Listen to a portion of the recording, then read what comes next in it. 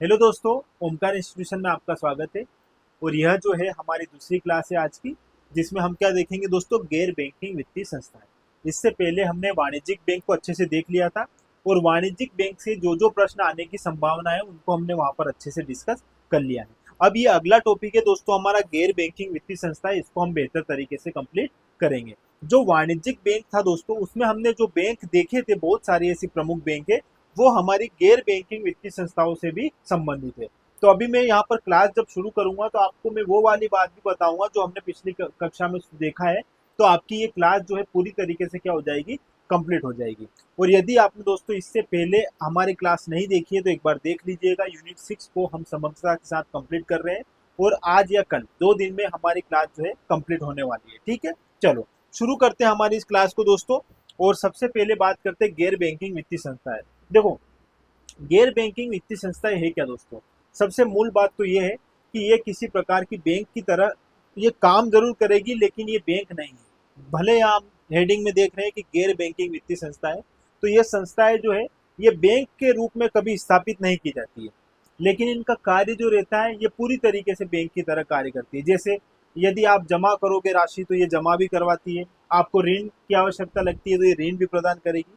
तो जैसा एक बैंक जो है काम करता है, वैसे ही ये गैर बैंकिंग वित्तीय संस्थाएं भी काम करती है, लेकिन इनको बैंक की तरह जो है इनको स्टैब्लिश नहीं किया जाता है। ठीक है, चलो इनको अच्छे से समझेंगे, इनके कार्य क्या है, बेहतर तरीके से टॉपिक को कंप्लीट करेंगे। बहुत शानदार टॉपिक है और छोटा सा हमारा ये टॉपिक है। ठीक है, चलो गैर बैंकिंग वित्तीय संस्थाओं की अगर मैं बात करूं दोस्तों, तो सबसे पहले आप इसमें देखिएगा इसकी डेफिनेशन क्या है। ऐसी वित्तीय संस्थाएं जो बैंक के रूप में स्थापित नहीं है, बैंक के रूप में ये स्थापित नहीं है, परंतु बैंक की तरह ही ये जमाकरण एवं ऋण देने का कार्य करती है। ठीक है, तो ऐसी बैंक हमारी क्या कहलाती है दोस्तों, गैर बैंकिंग वित्तीय संस्थाएं कहलाती है। अब इसका जो गठन हुआ है, यह जो है कंपनी अधिनियम 1956 के तहत जो है क्या है, पंजीकृत की गई है। तो ये बात यहाँ पर ध्यान रखिएगा। अब इसके कार्य क्या है दोस्तों, ये इंपॉर्टेंट है। अब ये क्या क्या कार्य कर सकती है, एक तो इसका मेन काम है बीमा कारोबार। ठीक है, ये तो आप जानते हो। शेयर शेयर जो है ये भी इसका एक महत्वपूर्ण रोल है, इसमें भी ये काम करती है। डिबेंचर डिबेंचर यहाँ पर आपको एक नई टर्म दिखाई दे रही होगी। ठीक है, इसको समझते हैं पहले डिबेंचर को। देखो दोस्तों, डिबेंचर क्या है, तो डिबेंचर ये एक दीर्घकालिक ऋण क्या है, पहली बात यहाँ पर याद रखना। ये क्या होता है दोस्तों, डिबेंचर ये एक प्रकार का ऋण होता है, और ऋण भी कौन सा, दीर्घकालिक ऋण। ये एक दीर्घकालिक ऋण होता है। ठीक है, जो अच्छी मजबूत कंपनी, मजबूत वित्त वाली जो कंपनियां रहती है ना, कई बार दोस्तों क्या करती है, वो शेयर जारी करने से बचती है, और ऐसे में वो विकल्प किसका ढूंढती है दोस्तों, डिबेंचर का। और ये डिबेंचर क्या है, ये एक दीर्घकालिक ऋण है, और लगभग आप देखोगे 5 से 10 वर्ष, ये जो है 5 से 10 वर्ष की अवधि इसकी रहती है डिबेंचर्स की। अब ये कंपनियां क्या करेगी, यदि डिबेंचर जारी करती है तो उनके लिए असुरक्षा भी रहती है। ऐसा नहीं है कि ये सुरक्षित काम है, डिबेंचर जो है इसमें जो है असुरक्षा रहती है दोस्तों। और यदि असुरक्षा या इतना बड़ा जोखिम कोई कंपनी उठा रही है, तो वो बदले में दोस्तों ब्याज की दर जो है वो क्या करेगी, बढ़ा कर रखी है। तो आपको ये मोटा मोटा इतना याद रखना है कि डिबेंचर जो है ये एक प्रकार का क्या होता है दोस्तों, ऋण रहता है, दीर्घकालिक ऋण रहता है, जो व्यवसायिक, इसको दीर्घकालिक व्यवसायिक ऋण भी बोल सकते हैं। ठीक है, तो ये एक प्रकार का क्या है दोस्तों, यहाँ पर आप समझना, एक ऋण है जो 5 से 10 साल की अवधि के लिए कंपनी जो है शेयर जारी करने से बचने के लिए ऐसा ऐसा प्लान करती है। ठीक है, तो डिवेंचर आई होप आपको समझ में आया होगा। बॉन्ड बॉन्ड तो आप जानते हो दोस्तों, जब जब बॉन्ड की, जैसे मान लो सरकार है, सरकार क्या कर रही है, एक बड़ी परियोजना चालू कर रही है। अब बड़ी बड़ी परियोजना को सरकार को क्रियान्वित करने के लिए अच्छा खासा अमाउंट चाहिए। अब ऐसे में सरकार क्या करेगी दोस्तों, सरकार बॉन्ड जारी करेगी, तो आप वो बॉन्ड क्या कर लोगे, खरीद लोगे। तो जब आप बॉन्ड खरीद रहे हो, मतलब जो है आप उधारी दे रहे हो किसको, सरकार को।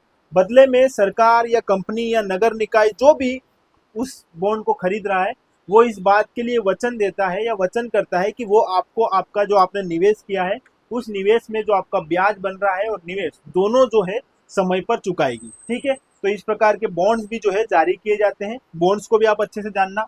प्रतिभूतियां क्या होती है दोस्तों, ये तो एक व्यवसाय का साधन होती है। जो प्रतिभूतियां वित्तीय साधन है ये, जिसमें हम क्या करते हैं, हमारा जो है व्यापार करते हैं। इसमें ये डिबेंचर, शेयर्स, ये बॉन्ड्स इसमें आते हैं प्रतिभूतियों में। ठीक है, चीट फंड क्या होता है, ये भी देखिए। चीट फंड देखो, चीट फंड भी एक प्रकार का क्या है दोस्तों, ये उधार करना या जैसे हम उधारी लेते हैं उसी प्रकार का एक काम है चीट फंड भी। इसमें क्या होता है, जैसे कई बार जो लोग समूह रहते हैं क्षेत्रों में, वो क्या करते हैं, एक समूह बनाते हैं और उस समूह में जो है आर्थिक रूप से क्या करते हैं, एक निश्चित समय के लिए जो है योगदान देते हैं, राशि देते हैं। ठीक है, मतलब जैसे कई बार ऐसे क्षेत्रों में क्या है, आप देखोगे कि बैंकिंग सेक्टर्स की जो गतिविधियां है बेहतर तरीके से कई बार कई क्षेत्रों में अच्छे से संचालित नहीं हो पाती है, तो ऐसी जगह चीट फंड जो है अच्छा प्रचलन रहता है। इसमें क्या रहता है दोस्तों, एक समूह के माध्यम से जो है क्या करते हैं, एक समूह बना रहता है और उस समूह में यदि किसी को आवश्यकता लग रही है ऋण की, तो वो मिलकर क्या कर रहे हैं, उसमें सहयोग देते हैं एक निश्चित समय के लिए। ठीक है, तो ये इनकी एक प्रोसेस रहती है, यही हमारा चिट फंड कहलाता है। और ये जो है सारे काम जो है हमारे कौन करती है दोस्तों, गैर बैंकिंग वित्तीय संस्थाएं करती है। तो ये बात आप यहाँ पर याद रखना। इसके साथ साथ दोस्तों कारोबार व निवेश, ये सारी बातें जो है जो एक बैंक करता है, वो सारे काम जो है हमारे गैर बैंकिंग वित्तीय संस्थाएं भी करती है, लेकिन इनकी जो है स्थापना वो बैंक की तरह नहीं हुई है। ठीक है, ये एक बेसिक सी बात है यहाँ पर गैर बैंकिंग वित्तीय संस्थाओं की। चलो अब एक बात समझना दोस्तों, यहाँ पर जो गैर बैंकिंग वित्तीय संस्थाएं हैं, इनमें जो है आरबीआई द्वारा 3 महत्वपूर्ण श्रेणियों का विनिमय और पर्यवेक्षण शामिल है। ये एक मेन बात है। आरबीआई क्या करती है, इसमें जो है इसकी जो 3 श्रेणियां हैं, उन श्रेणियों में क्या करती है दोस्तों, उनका विनिमयन करती है और पर्यवेक्षण करती है। अब कौन कौन से क्षेत्र में है, एक तो अखिल भारतीय वित्तीय संस्थाओं में है। देखो अखिल भारतीय वित्तीय संस्थाओं में है, एक ये हम देखेंगे। दूसरा हम देखेंगे दोस्तों ये गैर बैंकिंग वित्तीय कंपनियों में। ठीक है, और तीसरा हम इसको देखेंगे कहां पर, ये यहाँ पर, किस पर, प्राथमिक डीलर के रूप में। तो 3 प्रकार से जो है आरबीआई के क्या करती है, इनका पर्यवेक्षण करती है। अब वन बाय वन हम इनको सारों को जो बेहतर तरीके से समझते हैं। सबसे पहले जो है अखिल भारतीय वित्तीय संस्थाओं के रूप में इनका पर्यवेक्षण करना। देखो इसके अंतर्गत 4 संस्थाएं शामिल है जिनका पर्यवेक्षण आरबीआई करता है। ठीक है, जो इस प्रकार है, समझना दोस्तों, इनका पर्यवेक्षण कौन करेगा, इन चारों का आरबीआई। और मैं इसीलिए आपसे बोल रहा था कि इससे पहले की जो हमारी क्लास है जिसमें हमने वाणिज्यिक बैंक देखा, उन उस क्लास में हमने इन चारों बैंक को बेहतर तरीके से कंप्लीट किया था। इनकी स्थापना, इनके वर्तमान प्रमुख, किस अधिनियम के तहत इनको गठित किया गया, इनके प्रमुख कार्य क्या है, ये सारी बातें हमने इससे पहले वाली क्लास में कर ली है। तो यहाँ पर इनको केवल आप ये समझिएगा कि जो आरबीआई है, ये अखिल भारतीय वित्तीय संस्थाओं के अंतर्गत जो ये 4 हमारी बैंक आती है, इनका क्या करती है, पर्यवेक्षण करती है, इनका क्रियान्वयन करती है। अब ये कौन कौन सी है, तो देखो राष्ट्रीय आवास बैंक, इसको हमने देख लिया है। दूसरा दोस्तों नाबार्ड, सिडबी और एक्सिम बैंक, चारों को बेहतर तरीके से देखा है। यदि आपने इससे पहले वाली क्लास नहीं देखी है तो जरूर देख लीजिएगा। तो यहाँ पर ये जो हमारी चारों बैंक है, ये जो है अखिल भारतीय वित्तीय संस्थाओं के अंतर्गत शामिल है, जिनको कौन मॉनिटरिंग करता है, जिनकी दोस्तों आरबीआई। ठीक है, तो एक पार्ट तो ये हो गया। फिर दोस्तों यहाँ पर गैर बैंकिंग वित्तीय कंपनियां, आप गैर बैंकिंग वित्तीय कंपनियां कौन कौन सी है उनको देखते हैं, उनके हेड कौन है वर्तमान में और उनकी स्थापना कब की गई थी, इनको भी अपन अच्छे से देखते हैं। तो ये है हमारा दूसरा बिंदु जो आरबीआई के अंतर्गत है। तो इसके अंतर्गत 2 तरह की कंपनियां शामिल होती है। ठीक है, जिनका पर्यवेक्षण कौन करेगा दोस्तों, आरबीआई ही करेगा। तो यहाँ पर एक कंपनी तो ऐसी है जो जमा को स्वीकार करती है, जमा स्वीकार करने वाली कंपनी और जमा स्वीकार नहीं करने वाली कंपनी, ये जो है गैर बैंकिंग वित्तीय कंपनियां होती है हमारी, जो 2 प्रकार की होती है और आरबीआई द्वारा जो इनका पर्यवेक्षण किया जाता है। अब देखना दोस्तों वर्तमान में ये कौन कौन सी कंपनियां जो है, इनको अच्छे से देख लेते हैं और इनके जो वर्तमान में प्रमुख कौन है इनको अच्छे से देख लेते हैं। ठीक है, देखो सबसे पहले हम देखते हैं यहाँ पर मुथूट फाइनेंस लिमिटेड। ठीक है, तो 1939 में इसकी स्थापना हुई है और वर्तमान में थॉमस जॉन मुथूट जो है इसके क्या है, प्रमुख है। इसी तरह Shri Ram transport finance company limited 1979 में इसकी स्थापना हुई थी और उमेश जी रेवणकर जो है इसके क्या है, वर्तमान में प्रमुख है। यहाँ पर हम देखेंगे दोस्तों पावर फाइनेंस कॉर्पोरेशन लिमिटेड 1986 में इसकी स्थापना हुई और परमिंदर चोपड़ा जी जो है इसके क्या है, वर्तमान प्रमुख है। इसी प्रकार बजाज फाइनेंस लिमिटेड की अगर बात करें तो 1987, ये याद रखना आजकल जो है आप देख ही रहे हो ये ऋण देता है। ठीक है, तो बजाज फाइनेंस लिमिटेड है 1987 में इसकी 1987 में इसकी स्थापना हुई थी और संजीव बजाज जो है इसके प्रमुख है। ठीक है, Mahindra and Mahindra financial services limited 1991 में इसकी स्थापना हुई और राहुल रुबेला जो है इसके वर्तमान में प्रमुख है। ठीक है, इसी तरह L&T फाइनेंस लिमिटेड जो है दोस्तों 1994 में स्थापित किया गया था और एसएन सुब्रमण्यम जी जो है इसके क्या है दोस्तों, प्रमुख है। इसी प्रकार Tata capital financial service limited जो है ये 2007 में स्टैब्लिश की गई है और राजीव सबरवाल जी जो है इसके क्या है, प्रमुख है। तो ये बात आप यहाँ पर दोस्तों क्या करना, याद रखिएगा, ठीक है। तीसरा है इसका प्राथमिक डीलर के रूप में जो है आरबीआई किस प्रकार पर्यवेक्षण करता है इनका।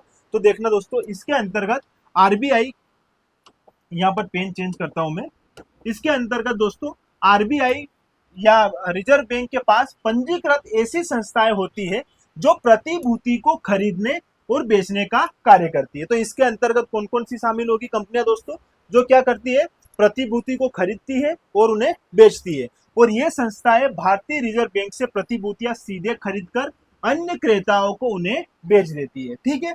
इस प्रकार ये प्राथमिक डीलर के रूप में कार्य कर प्रतिभूतियों के लिए बाजार का निर्माण करती है, ठीक है। यहाँ पर यह बात याद रखना, जो ये कंपनी अब क्या कर रही है कि प्राथमिक डीलर के रूप में कार्य कर रही है और प्रतिभूतियों के लिए क्या बना रही है दोस्तों, बाजार, ठीक है, बाजार का क्या कर रही है, निर्माण कर रही है, ठीक है, ये बात ध्यान रखिएगा। और अप्रैल 2020 के अनुसार वर्तमान में इनकी कुल संख्या 21 है। प्राथमिक डीलर जो है इनकी संख्या कितनी है, 21 है, जिसमें 14 बैंक और सात क्या है दोस्तों, गैर बैंकिंग निकाय है, ठीक है। ये बात ध्यान रखिएगा। तो ये हमारे प्रमुख कार्य हमने देख लिए यहाँ पर। यदि आप देखोगे तो हमने 3 बिंदु यहाँ पर समझे हैं। देखो, सबसे पहले बात करते हैं यहाँ पर जो आरबीआई के अंतर्गत जो ये 3 श्रेणियां हैं, इनमें हमने सबसे पहले अखिल भारतीय वित्तीय संस्थाएं देख ली। अखिल भारतीय वित्तीय संस्थाओं के बाद हमने गैर बैंकिंग वित्तीय कंपनियां भी देख ली और इनके जो प्राथमिक डीलर है इनको भी यहाँ पर अच्छे से समझ लिया है। और दोस्तों यदि आप यहाँ पर देखोगे अखिल भारतीय वित्तीय संस्थाएं, इन चारों बैंक को हमने इससे पहले की क्लास में डिस्कस कर लिया है। तो अभी हमारी जो गैर बैंकिंग वित्तीय संस्थाएं है, इसका ये प्रमुख प्रमुख जो पार्ट है हमने यहाँ पर अच्छे से देख लिया है दोस्तों। और इसी से प्रश्न बनेंगे और आपसे यदि यहाँ से प्रश्न बनते हैं तो सीधे सीधे प्रश्न बनने की पूरी पूरी यहाँ से संभावना है गैर बैंकिंग वित्तीय संस्थाओं से भी। क्योंकि ये जो जैसे यहाँ पर ये कुछ कंपनियां हैं जिन पर हमने बात करी, जैसे बजाज फाइनेंस, तो इस्टेब्लिशमेंट कब हुआ, अब उसमें सिलेबस में सीधा दिया हुआ है कि गैर बैंकिंग वित्तीय संस्था है। तो आपसे इस प्रकार से सीधे सीधे प्रश्न बन सकते हैं। तो इनको भी एक बार अच्छे से देख कर जाइएगा, ठीक है। तो ये क्लास हमारी कंप्लीट होती है। एक लास्ट आप यहाँ पर 16वां वित्त आयोग देख लो, ये करेंट से संबंधित है। देखो, 16वें वित्त आयोग के चेयरमैन बने अभी कौन दोस्तों, अरविंद पनगड़िया। अरविंद पनगड़िया जी जो है हमारे 16वें वित्त आयोग के क्या है, चेयरमैन है। और सचिव कौन बने दोस्तों, ऋत्विक रंजनम पांडे, ये हमारे क्या है, 16वें वित्त आयोग के सचिव है। और आयोग की अवधि क्या रहेगी दोस्तों, 5 वर्ष की अवधि रहती है इसकी, 2026-27 से लेके 2030-31 तक ये इसकी क्या रहेगी, अवधि है।